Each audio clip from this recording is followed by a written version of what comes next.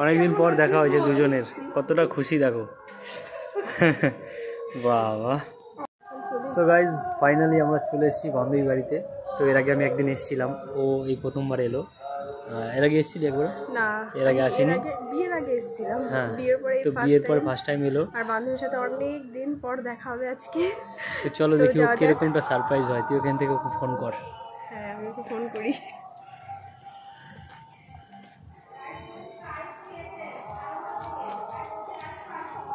দূর থেকে ফোন কর।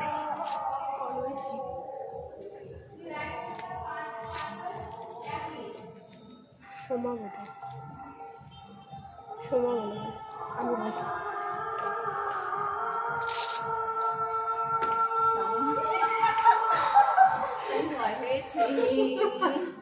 অনেকদিন পর দেখা হয়েছে দুজনের, কতটা খুশি দেখো।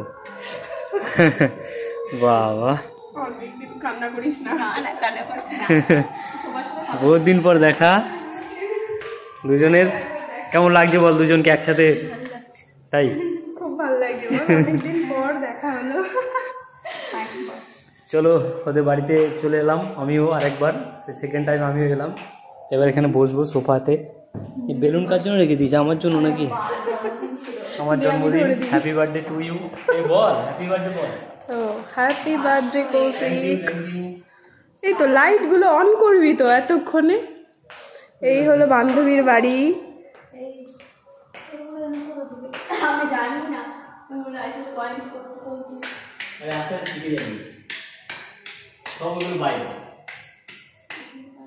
বান্ধবী বাড়ি আসার সাথে সাথে বান্ধবী আমাদের খুব সুন্দরভাবে ওয়েলকাম করলো বাড়িতে।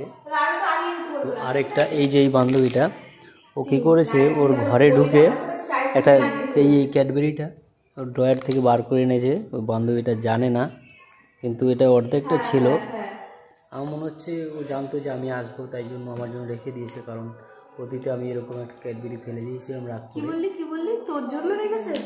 এটা আমার জন্যই রেখেছে, ও জানে আমি আসবো, তাই অর্ধেকটা খেয়ে আমার জন্য রেখে দিয়েছে। না, ও জানতো যে আমার লাইফে এমন একটা সময় ছিল তখন আমি কারো উপর একটা অতীত ছিল, ওটা বলবো না, তো রাগ করে এটা পুকুরে ফেলে দিয়েছিলাম। সেদিকে আমি এটা খেতাম না। আজকে ও জানতো যে আমি আসবো, তাই জন্য আমার জন্য রেখে দিয়েছে। আর ও বলছে যে ওর জন্য, কিন্তু আদৌ এটা সত্যি নয়। দুজনের জন্য রেখে দিয়েছে, ঠিক আছে? খুশি? এবার হ্যাপি? হ্যাঁ, আমি তো ভীষণ হ্যাপি ওর সাথে দেখা হয়ে। বাহ, স্যার তোর কাছে বসে আছি। চলো চলো, তুই ক্যাডবেরিটা আছে? আছে, ওই যাক ওর সাথে গল্প করুক, এদিকে আমি খেতে থাকি। তুই আমার সাথে এলি, তুই আমার সাথে এলি, দিয়ে ওর সাথে তুই গল্প করছিস। তুই আমাকে ভুলে গেলি এত তাড়াতাড়ি। আমার সাথে এলি, রাস্তায় চিনিস না, কিছু জিনিস না, আমি নিয়ে এলাম, যে আমাকে ভুলে গেছে। দেখি ওরা কি করছে। তো ওরা কি করছে এখানটা দেখো। আমার সাথে এলো ওদের বাড়িতে, দেখো। চাউমিন এটাতেও আছে। এটা কি আছে দেখি? তুই একা খাবি নাকি সব? এটা ইলিশ মাছ আছে। লোকের বাড়ি এসে এরকম খাবার টাবার ঘাটতে নেই। কবে শিখবি তুই? হাঁড়িতে ভাত নেই, ফাঁকা। ওরা রাতে রুটি খায়, ওই জন্য ভাত রাখে না। আমি অবশ্য রুটি খাই, ভাত খেয়ে থাকে এগুলো বানিয়েছিলাম। আর ও এখন কফি বানাচ্ছে। না, আমরা একটা কফি খেয়েছিলাম কোথায়, একটা কি রেস্টুরেন্টে গিয়ে, না কোথায় একটা গিয়ে, যাই হোক ওইখানে গিয়ে যে কফি খেয়েছিলাম, তার থেকে ওর হাতের কফিটা অনেক সুন্দর। এখনো তো খাসনি? না, খেয়েছি আমি।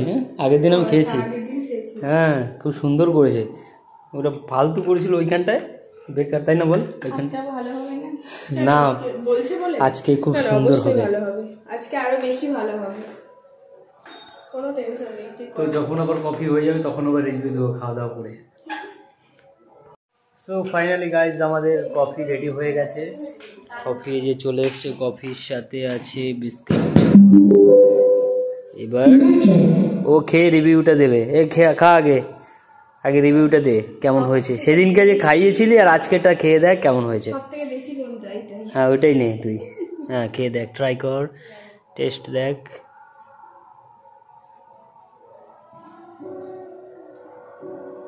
ভালো হয়েছে তো? সেই দিনের থেকে ভালো হয়েছে। অনেক